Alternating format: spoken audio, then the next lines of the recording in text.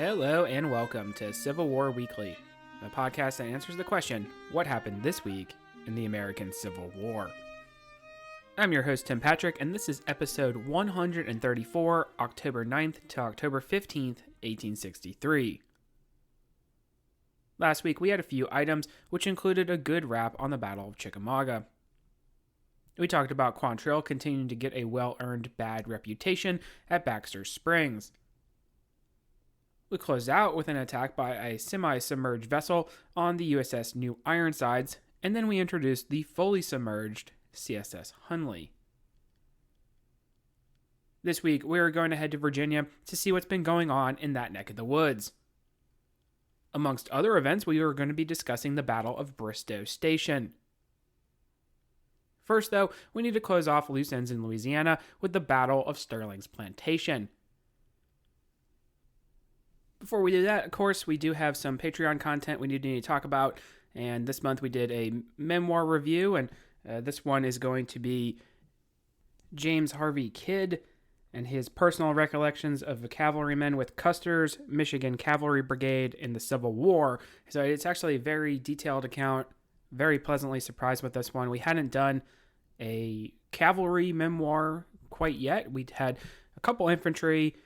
You had Mosby in there doing his thing as well that we've done, but we had not done one quite like this, and it is very interesting to see. We talked about, of course, Gettysburg and the cavalry action there, and that's a good description in that memoir amongst other major cavalry actions in the East. So if that sounds like something that would interest you, just talking through some of the major themes of that, then by all means, there is a link to the Patreon in the show description. Of course, all those proceeds do go toward the upkeep of the show.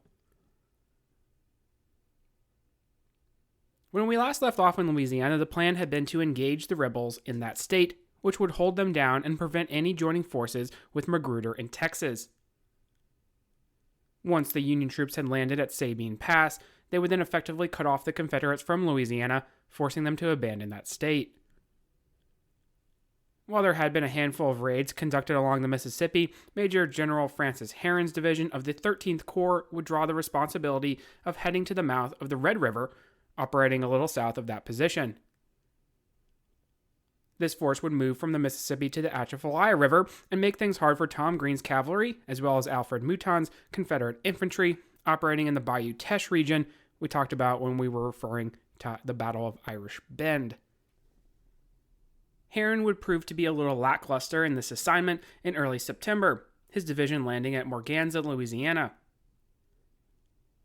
The Red River at this point of the year was a little low, therefore not allowing for federal gunboats to operate in that region.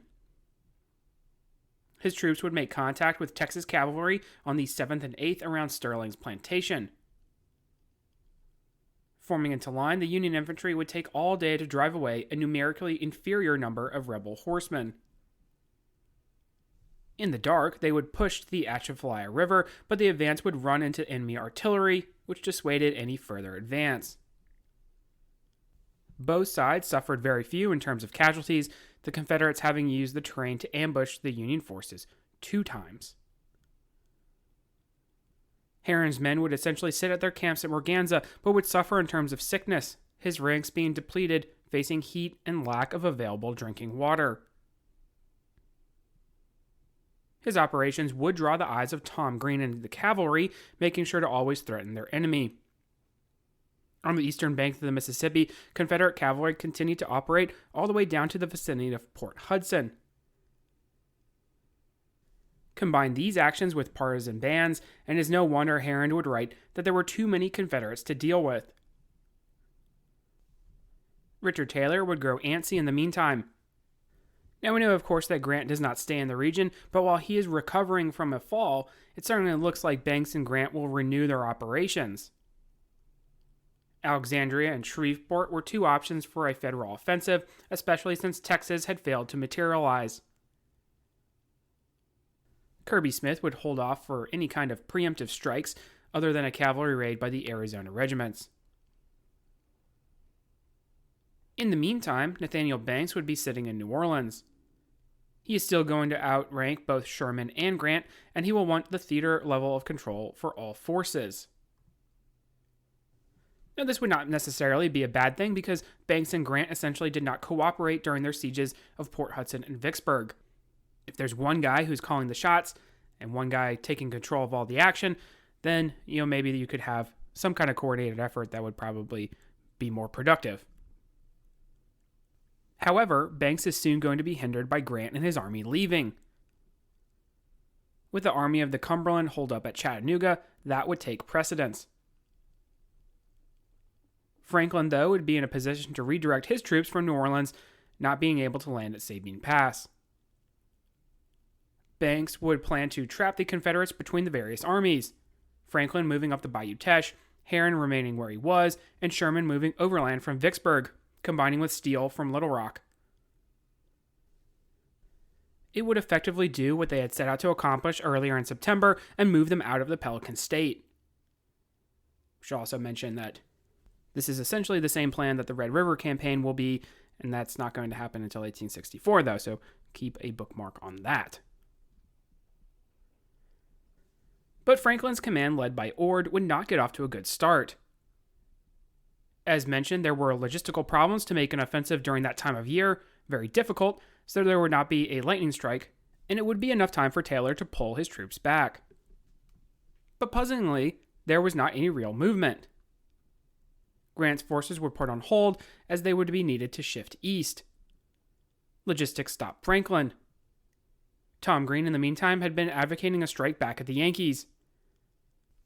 Herron and his lone division sitting at Morganza was a prime target. Seeing as the Yankees were no longer advancing, he would be given the green light. Captured prisoners would confirm that there would be time to strike at Herron as he sat in his camp. Now, Herron himself would be sick and sent back to New Orleans. Napoleon Dana would take command of the division, Dana not having been in our story since his wounding at Antietam. For Greene, the plan would be to use his roughly 3 brigades to engage and surround the enemy. Union troops remained in their outpost at Stirling Plantation, with the main encampment closer to the river. Crossing the Atchafalaya, Greene would engage the enemy from the front, flank them with infantry and cavalry, and then have an additional brigade come in behind, hopefully forcing a surrender. He would have his own Texas cavalry, an infantry brigade under Henry Gray, and an additional brigade under Colonel James Harrison. Gray was from a family that had produced military service from his grandfather in the Revolution and father in the War of 1812. Before the war, he was a close friend of Judah Benjamin. Harrison had served in the Mississippi State Senate before the war, and afterward would become a trustee of Baylor University in Texas. In 1863, Harrison would be the trapdoor, with Gray also flanking around the Union outpost. Everything would be set for action on September 28th. Now, local knowledge is oftentimes in these engagements very important. The Stirling Plantation, also known as Botany Bay, was exposed and could be assailed from a variety of roads and cowpaths. Manning the post for the Federals was Colonel Leake, with artillery, the 19th Iowa and 26th Indiana. The 6th Missouri Cavalry was at nearby Norwood Plantation. These horsemen were designed to be swept away by the Texans. But heavy rains made it very difficult, the rain still falling during the battle, making conditions extremely muddy. The aggressive opening attack would not be quite so aggressive, and while the 6th Missouri Cavalry was called out, the intricate plan had effectively been unraveled. So oftentimes in the Civil War, you have these plans, and they can be kind of complicated, or they seem like maybe they would work very well, but something happens.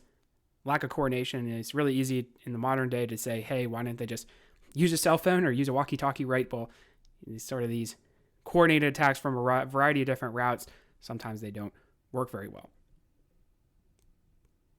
Harrison's brigade and Gray's had worked their way to a cane field and were advancing through it, with Harrison's men wearing captured Union uniforms, which definitely illustrates the need for supplies in the Trans-Mississippi.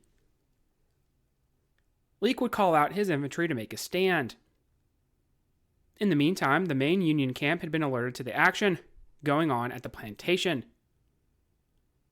The 37th Illinois, commanded by Colonel Black, who we mentioned at Pea Ridge and Prairie Grove, a Medal of Honor winner, would be dispatched by Dana to move to the firing.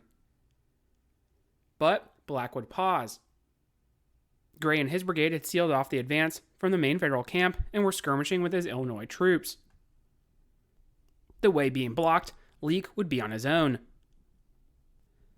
Federal infantry used every outbuilding they could as cover to fire on Harrison's advancing Texans.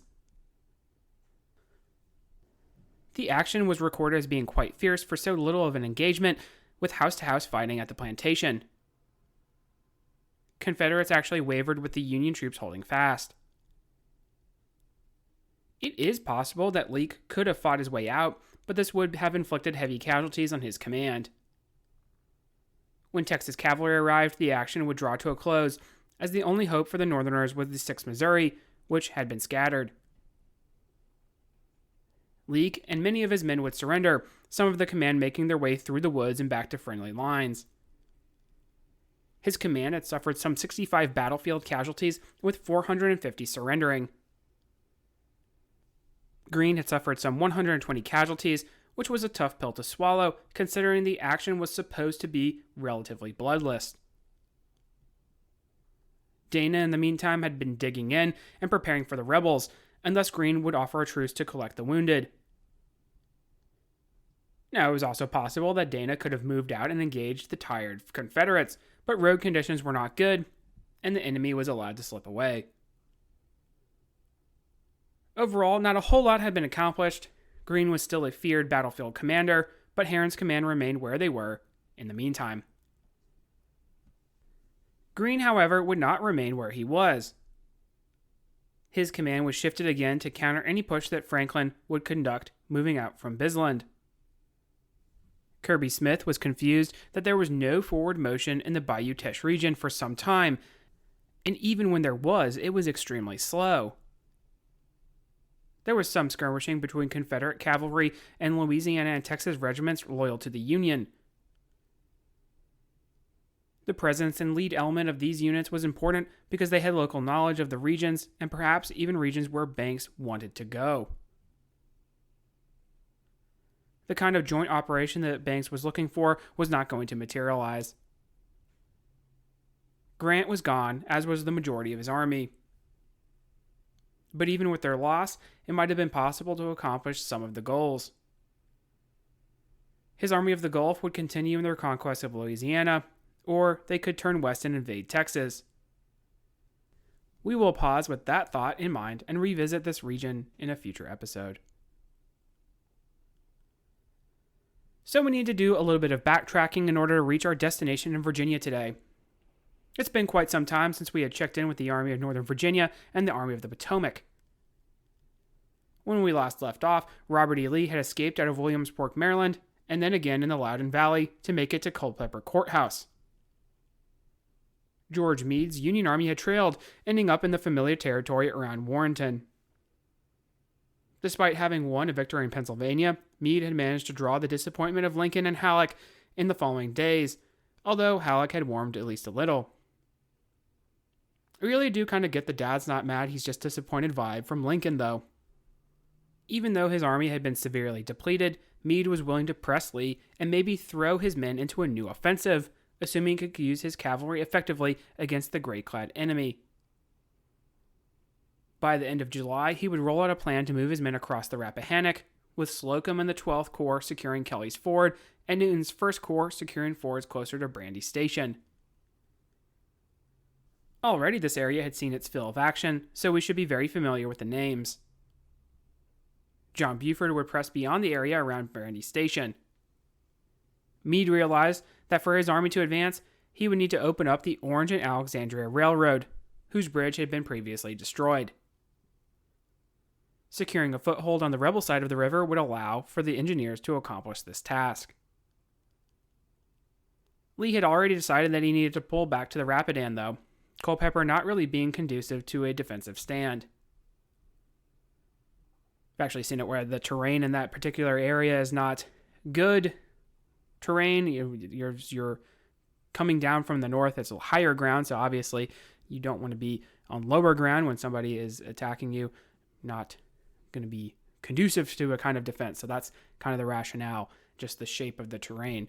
And too often we have examples of terrain really playing into these campaigns, these battles, these campaigns, and this is certainly a great example of that. On August 1st, the infantry would establish their beachhead, and Buford would drive Wade Hampton's cavalry. You remember that Wade Hampton had been severely wounded at Gettysburg, and so his men, who were also depleted in terms of horse and manpower, would be commanded by recently promoted Brigadier General Lawrence Baker. Baker would be wounded during the fighting with Buford, the 1st Cavalry Division using their superior numbers to push back the Legion. In fact, several more officers taking command of the brigade would be knocked out of the action, speaking to the fierce nature of the fighting. Hampton's brigade would conduct a fighting retreat, complete with charges met with countercharges by Buford's troopers. Eventually, Jeb Stuart would call in Grumble Jones, as well as infantry support to stem the tide and push Buford back. The Federals would lose around 270 men compared to 200 on the Confederate side in the Second Battle of Brandy Station. Plans to continue to the retreat to the Rapidan went forward. Once across the Rapidan, the month of August would be spent with rebuilding activities, including resupply. During this time as well, Lee would send his letter of resignation, which we read and talked about in a previous episode. Both the Army of Northern Virginia and the Army of the Potomac would see replacements arrive, and surprisingly, both would see their ranks swell to around the same strength as before Gettysburg. Both armies would see their ranks take some hits, though. For Meade, he was forced to reduce his veteran troops by sending several regiments to enforce the draft in New York. You see, we had some additional fallout there from these violent events. Likewise, we have the setbacks that Bragg is seeing in Tennessee and Georgia. Lee would be called into Richmond to discuss options. The commander of the Army of Northern Virginia would be in favor of an offensive against Meade, which might make Washington uneasy, but this tactic had already been tried. Reinforcements needed to be sent to Bragg, and they needed to be substantial. Cue Longstreet and the Western Bloc. It had been floated that Lee should be the one to go with the troops in order to take command, which is an intriguing thought, but he would opt to remain in Virginia. Early September would see Longstreet start preparations.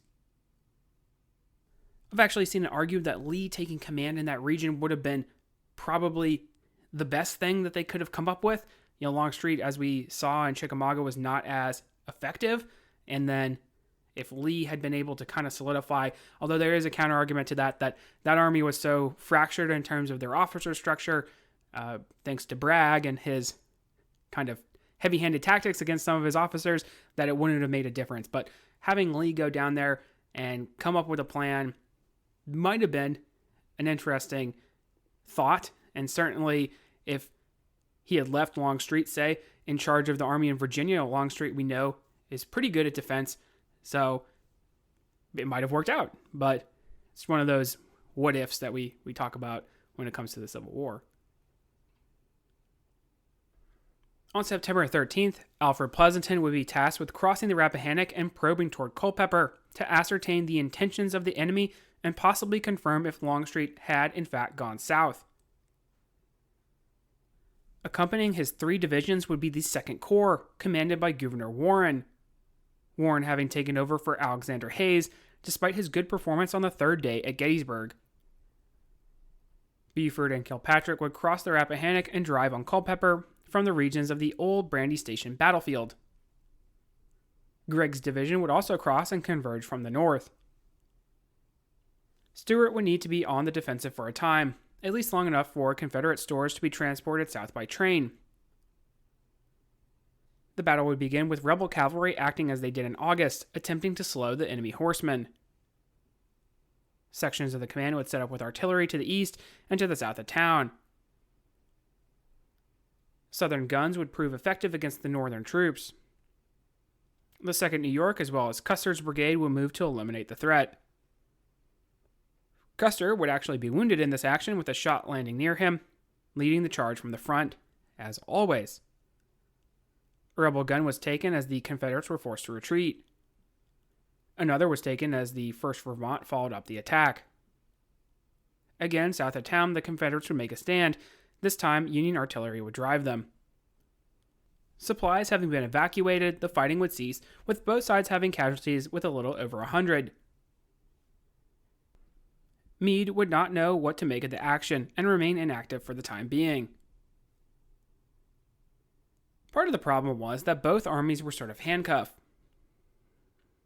Lee, of course, was missing Longstreet, and Meade, while holding a numerical advantage, would be hampered by Washington. Obviously, the focus was on Georgia, so the instructions were to not bring on any disasters. In fact, neither Lincoln or Halleck really gave him proper instruction at all. We can be sympathetic to Meade in this sense, but given that Lee is greatly reduced in numbers, maybe there could have been something done. Meade had hoped that the enemy would withdraw, but this was not the case. Not getting any instruction, he would order recon to the west. Buford and Kilpatrick would scout in Madison County. On September 22nd, Buford would run into a division under Stuart at Jack's Shop. The battle would be mostly an artillery duel for the early part. Buford had alerted Kilpatrick to swing around to the rear of the enemy while he held them in place. The columns had taken different roads, though. Stuart was aware of Kilpatrick and had sent for reinforcements, as well as turned part of his command around. Charges and countercharges in both front and rear would save the Confederate line. Afterwards, Stuart would chase after Kilpatrick. On the 23rd, skirmishing would involve a regiment of the Michigan Brigade, but the Union raiders would escape intact. Both sides would lose approximately 120 casualties in the fight. From these actions, Meade would learn that the left flank of the enemy was not wise to attempt to exploit. As a result of his inactivity, Lincoln would shift the 12th and 11th Corps under the direction of Joe Hooker to help the efforts relieving Chattanooga. As we discussed earlier, Grant's forces were on the move. It deemed a necessity to help the trapped and supply-dwindled Army of the Cumberland. We see a shift in emphasis from both sides now, but unlike Meade, his counterpart was ready to go on the offensive. In early October, the Army of Northern Virginia was still outnumbered. This, though, really did not faze Lee, who had maybe sniffed out that Meade was being indecisive. His remaining corps of Hill and Ewell would swing out on October 8th into Madison County. Fitzhugh Lee would remain on the Rapidan line.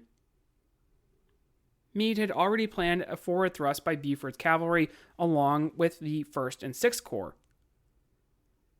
But Lee's flanking motion would put this on pause, especially when Stuart's cavalry captured an entire regiment of New Yorkers and then engaged Kilpatrick's cavalry around James City a little west of Culpeper. Buford's division of cavalry would still be crossing the Rapidan, unaware of the change of plan by Meade. As a result, Fitzhugh Lee would try to trap and eliminate Buford at a place called Morton's Ford. Thomas Devon's cavalry brigade had crossed with the other north of the river. Attacking the separated forces, Buford's division would fight briefly before escaping. As the Army of the Potomac withdrew further north, there would be more cavalry action with Jeb Stuart attempting to flank Kilpatrick. There would be a race to Fleetwood Heights on the old Brandy Station battlefield. Buford was able to form up on the high ground, but Kilpatrick would almost be caught by the rebels, who were able to converge in two columns as Fitzhugh Lee was coming up from the south. George Armstrong Custer would yet again lead a charge of two of his Michigan cavalry regiments to escape. Thomas Rosser and his command also performed well on the Confederate side as the two sides engaged generally. Pleasanton would be allowed to retreat back to the Rappahannock, though, as total destruction of the Yankee cavalry eluded Stuart. Casualties again reflected the hard fighting, with 274 on the rebel side and 310 on that of the North. Meade had pulled his army to relatively where they had started on the side of the Rappahannock. he would use October 12th to launch a reconnaissance in force under the overall command of John Sedgwick. Now, it was indeed an odd choice to do this having just withdrawn, but the problem was he was not really sure what Lee was doing, which would pose a problem. Another problem was that Lee had not been idle and patiently waited at Culpeper for Sedgwick to find him. In fact, what the Union forces ran into was a brigade of cavalry under Pierce Young. Young did his best impression of a frilled lizard, trying to scare the Yankees and make them think the Army of Northern Virginia was there in force. Buford, whose cavalry was supporting the probe, did not buy that, though. It was apparent Lee was moving somewhere else.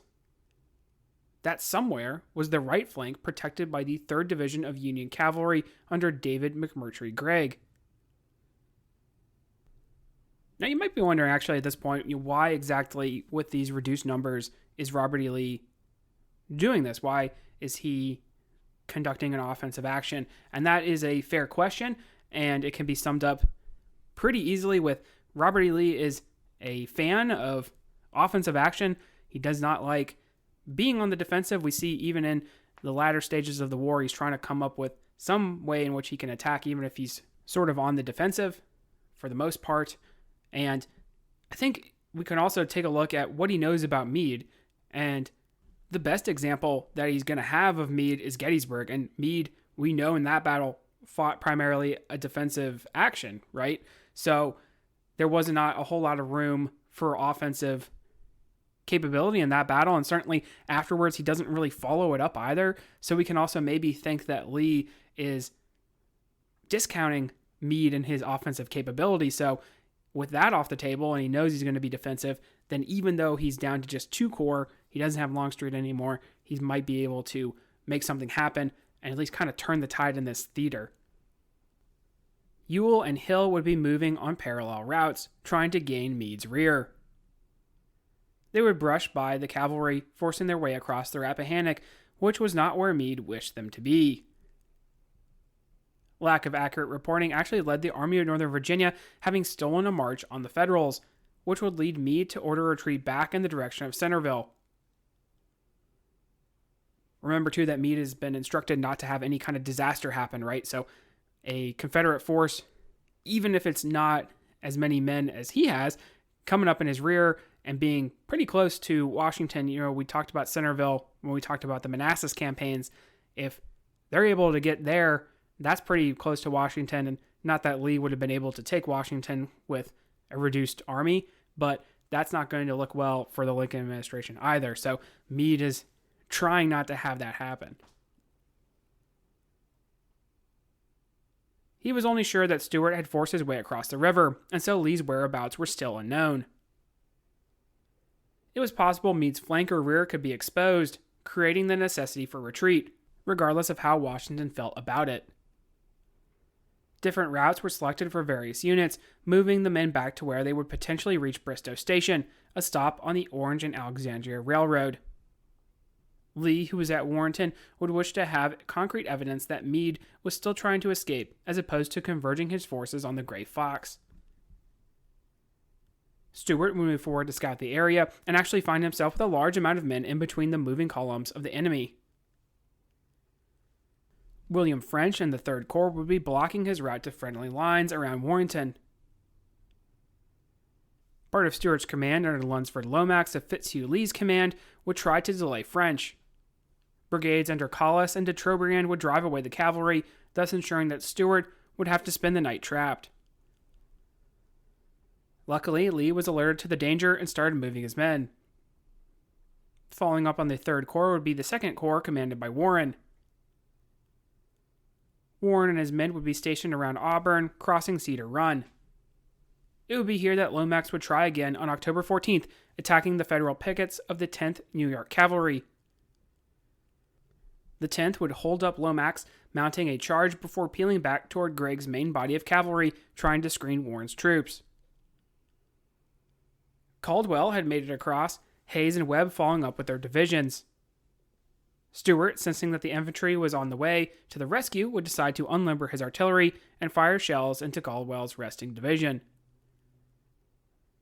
Unfortunately for Stuart, Ewell was delayed coming up and therefore would not be in position. Caldwell and his full division, like a hornet's nest being kicked, was going to be a problem.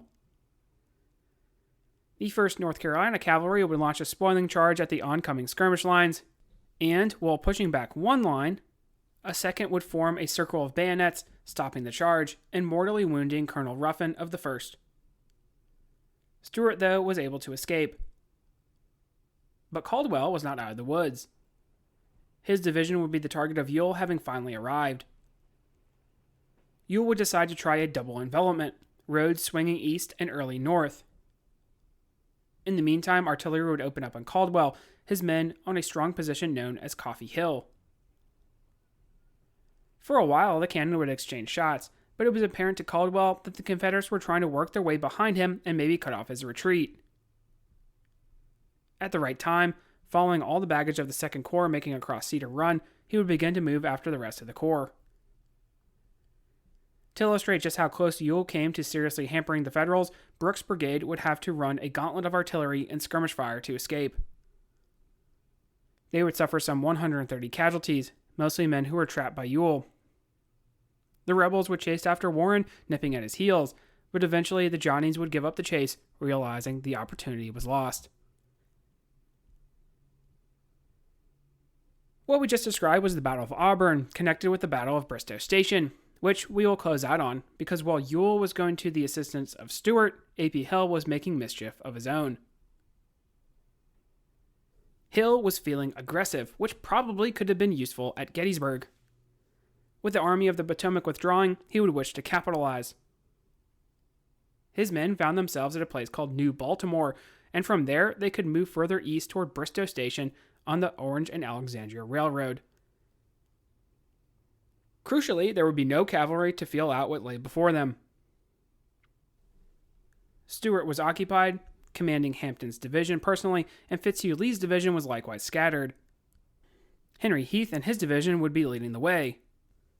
Now, you would think that A.P. Hill especially would have learned his lesson that maybe advancing without cavalry support might be a problem, but obviously he's feeling very frisky today, so he is going to go ahead and essentially do the same thing that he did at Gettysburg, albeit he did not have a very good performance at that battle either.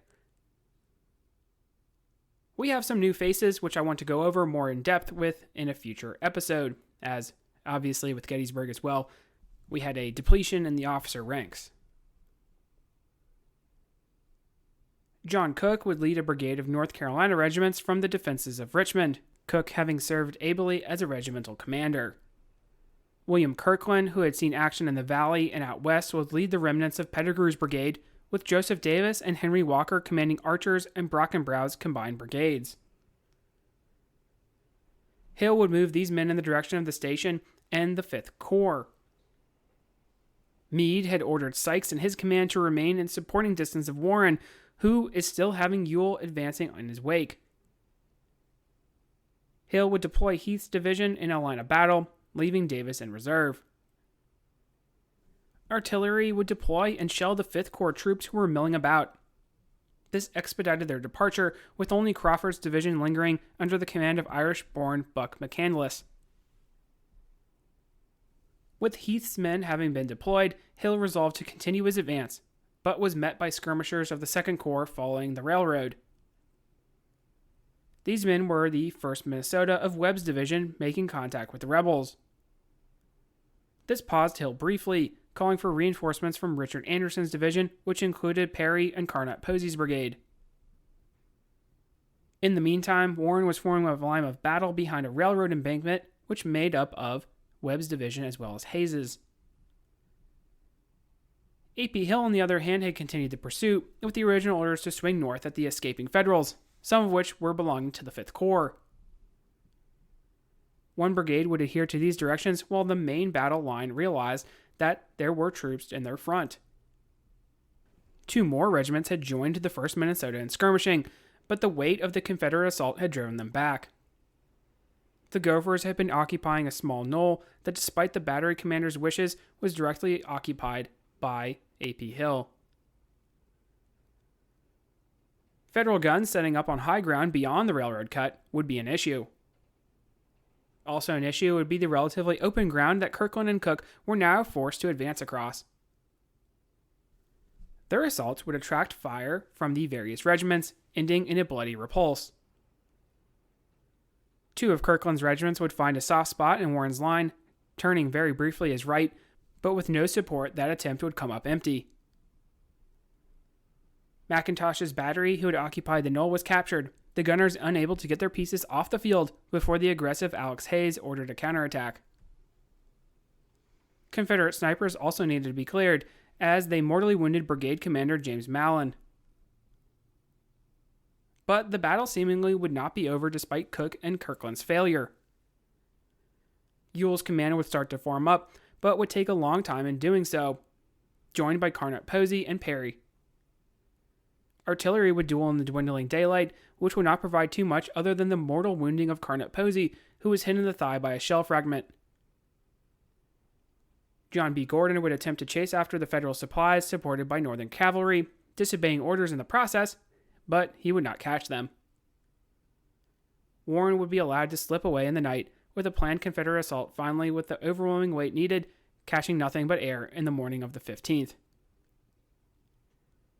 Confederate casualties at Bristoe Station were high considering the small amount of action, numbering 1,378, with 136 killed and almost 790 wounded, and an additional 445 missing. The Federals only lost 545, with 48 being killed, marking the battle an extremely lopsided affair. Uncharacteristically, Lee would lash out at Hill for the failure, acknowledging it was indeed the firing Virginians' fault before saying, "Well, General, bury these poor men and let us say nothing more about it." Hill had erred, it is very true, repeating the same mistake the rebels had suffered at Gettysburg, but with far less men. Had Hill been more active in the battle, maybe he would have taken some lessons away from the Pennsylvania soil, but that's my 2 cents. A golden opportunity to strike at the Army of the Potomac had slipped away. So we're going to call it a day there. We talked about Stirling Plantation and the action there in Louisiana. We also had a lengthy backtrack to cover all the events following Lee's escape back into Virginia, ending with the Battle of Bristoe Station. Next week, we need to wrap up that campaign. We will have some scattered events in North Carolina and Florida, but also importantly, we will say goodbye to William Stark Rosecrans. If you like what you hear, please make sure to leave a review. Posted in the description should be a link to the website as well as Patreon and Venmo information. Support for the general upkeep of the show is greatly appreciated. Feedback is always welcome. Questions, comments, concerns. The email is cwweeklypod@gmail.com. Thank you all so much for listening, and have a great week.